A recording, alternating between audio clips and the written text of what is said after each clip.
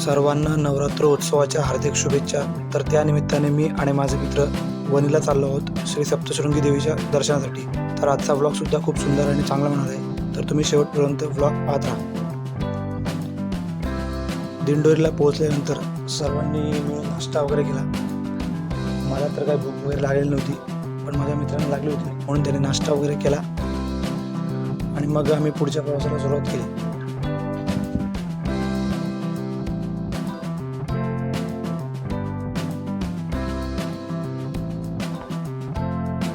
तर मित्रांनो, अशा प्रकारे आम्ही वणी गाण्याच्या पायथ्याशी आलो आहोत आणि आता आम्ही थोड्याच वेळात बस पकडून वरती जाणार आहोत। आणि तसेच इथल्या वातावरणाबद्दल तर काय बोलू, खूपच सुंदर वातावरण होतं, थंड होतं एकदम। पाऊस वगैरे 4-5 दिवस झाले काय पडलेला नव्हता, त्यामुळे सगळं वातावरण थंड झालं होतं। समोर पाहिल्यावर दिसते की उंच अशा डोंगर रांगा होत्या आणि नागमोडी वळणाचा घाट होता।